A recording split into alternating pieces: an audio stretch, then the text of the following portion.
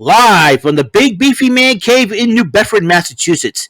This is the YouTube channel vlog show in which video games, flash game show gameplays, along with sports and wrestling news are the norm.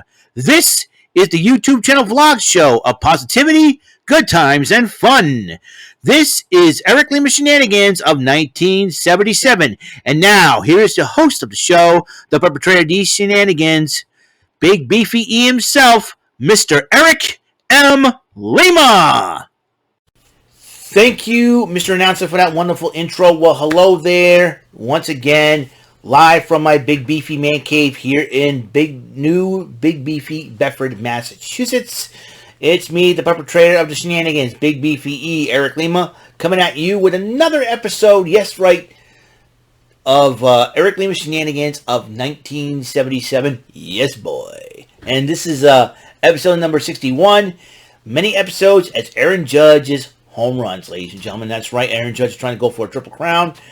And with only, 2 games left of the regular season, man, as the Red Sox finish up their season to go home, the Yankees are moving on and everything else. All I gotta say is Red Sox had a very tough season, and I'm sure there'll be a lot of things to address in the off season, and so we'll see what happens there. I know Albert Pujols is still doing his thing. Who would have thought that he would end up being in the top 5 in all-time home runs and all-time RBIs? I mean, that's something. Albert Pujols has had a wonderful career, and listen, he gets to retire. Much respect to Senor Pujols. So, but might I digress right now? I'm wearing my EO Skies Lost in the Sky shirt. There it is, EO Sky, I like her. And we're going to be talking about what happened last night on Monday Night Raw. Even though I did a live stream filling in for Jordy Scow, as he always tries to, he always makes his promises. He's trying to be obligating to, he wants to do all the go home shows, but he was on vacation. So he's asked me to fill in for him. So if you see me on Jordy Scow's live stream taking over, don't fret. He's trusted me with it, and I decided to try to give his promises best I can with the shows. I also want to give a shout out to Jordy Scow for trusting me with his StreamYard. And 165 views so far. It's pretty good, and so I hope Jordy does enjoy his vacation. So. And I'm glad everybody that tuned in. Also, speaking of tuning in, I also want to give a shout out to Queen Lauren and Jai for subscribing to my new YouTube channel. Thank you guys for subscribing and for your support. Appreciate it wholeheartedly. And we're gonna have a little, and hopefully we'll bring the fun to you guys. Okay, and that's what I'm all about.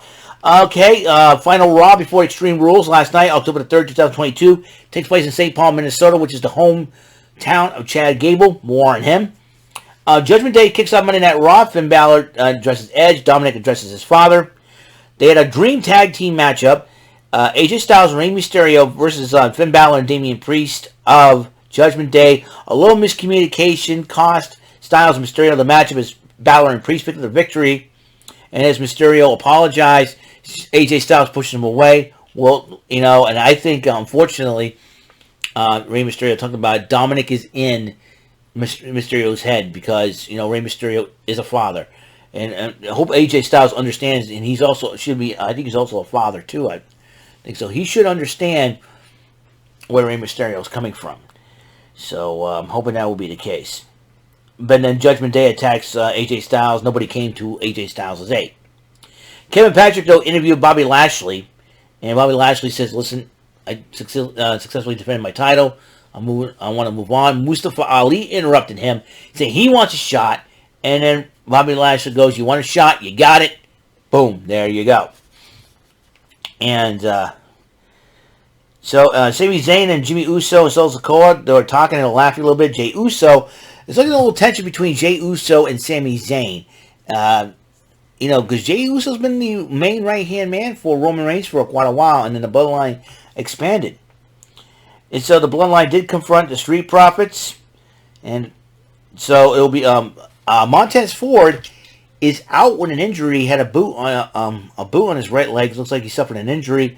But Solo Sikoa will go one-on-one with Angelo Dawkins. A little bit more on him on that matchup.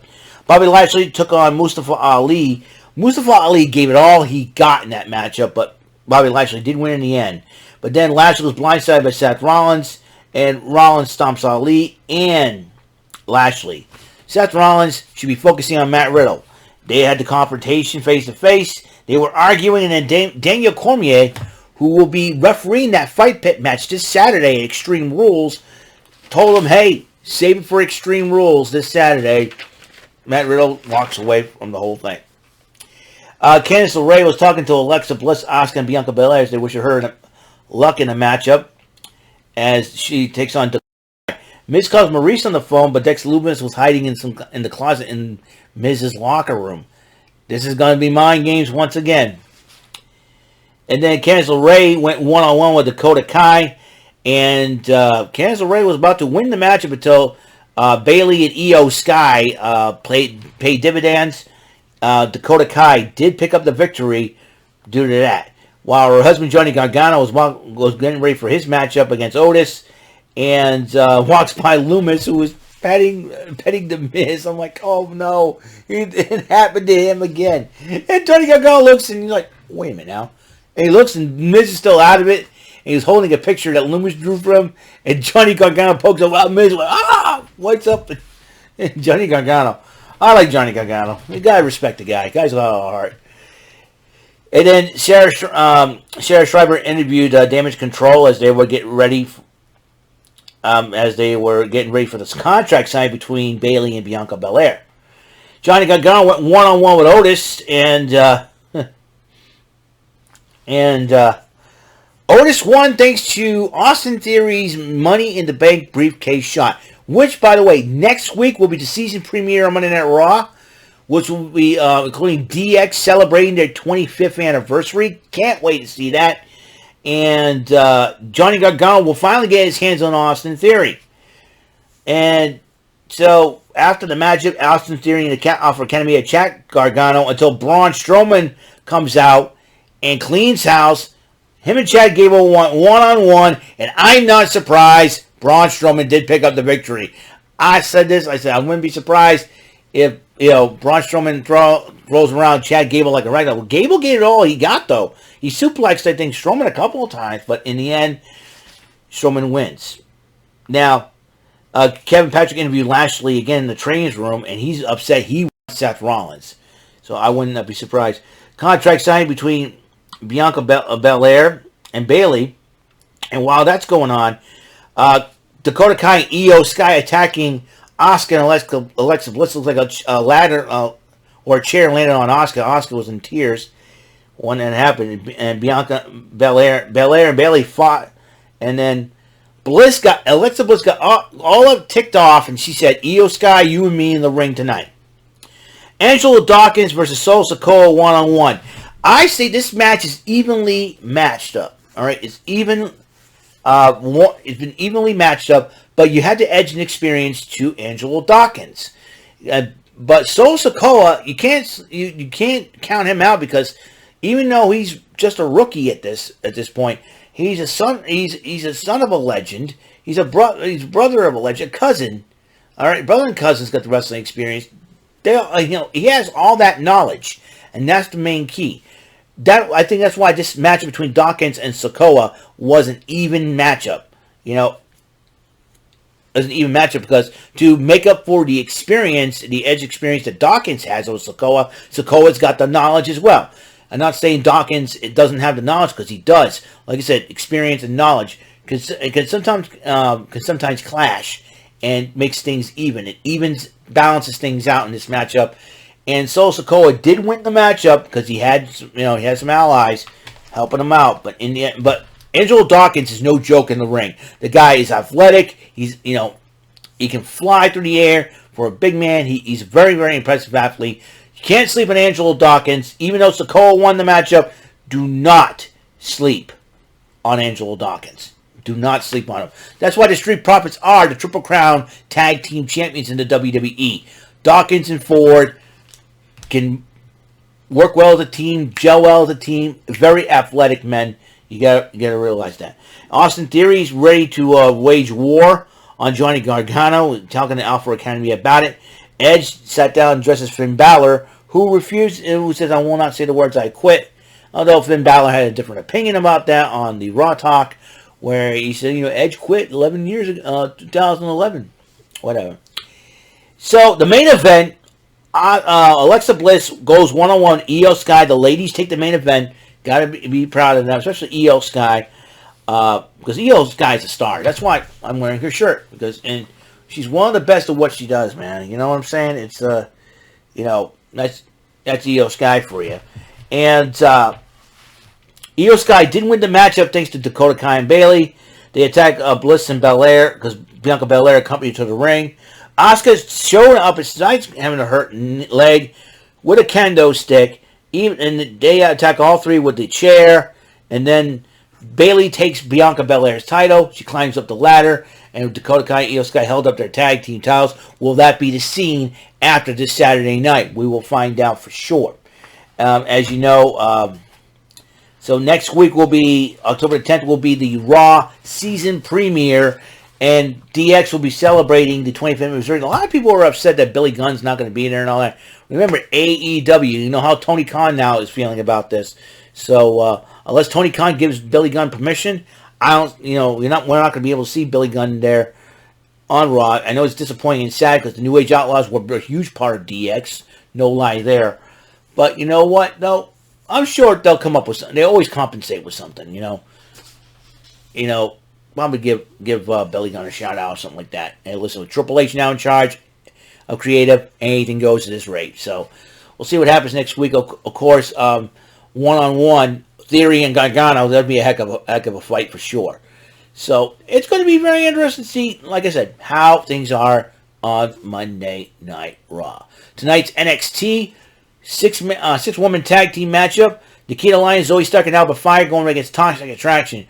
You know what? Any matchup that includes Nikita Lyons and Gigi Dolan, it's a good day for me.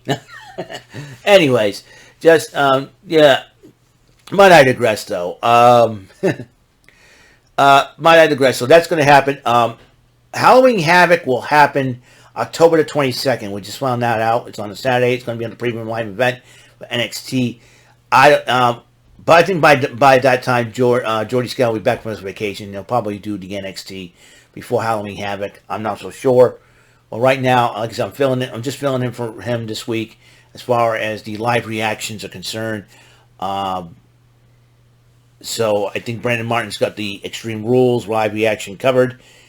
And I will probably do the live reactions for both, probably for SmackDown and AEW Rampage. I got a lot to ground and cover with this one. So it's got, because I have a lot to do, obviously.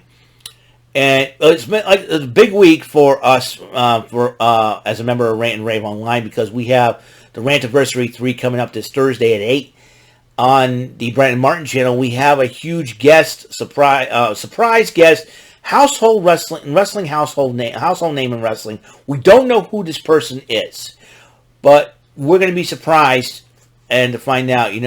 Brandon and Jordan probably know who this person is, but they won't tell me. They won't tell it. They won't say anything else. They'll keep it as a surprise, which is no problem. So I think y'all need to tune in this Thursday to find out who that individual is.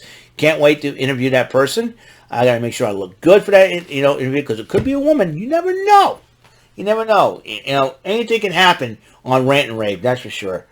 A lot of people saying Rant and Rave is like the discount version of Bofus. The only difference is, Rant and Rave, we actually have guests on the show. Bofus does not. They don't want guests. They don't want anything else. I know I've been invited a couple times. But that little format that Bofus has been working for them so far. If they need to change it up, they can change it up. But right now, it's up to Gary, Romy, and the rest, and the Putnam brothers. But they're doing their thing. We're doing ours, which is cool. I like it. So we're gonna rock and roll with it. So can't wait. All y'all tune in this Thursday, Rant and Rave, on the Brandon Martin channel to find out who our guest is. So that's a little bit of an advertisement for you. So that's all the time we have on this show. On the next episode, Eric Lima Shenanigans in 1977 Episode 62, we're going to do Trebek Tuesdays. That means honoring the late, great Alex Trebek. One of his first game shows that has hosted was... one of his first game shows that he hosted was High Rollers here in the States, because he did a couple Canadian game shows, because he's from Canada himself. So we'll see what develops here, okay? So until the next episode comes around, peace and love and everything else, and we'll see you next episode. So Mr. Announcer, please take us home. That is all for today's episode. This is Mr. Lima speaking for Eric Lima Shenanigans of 1977.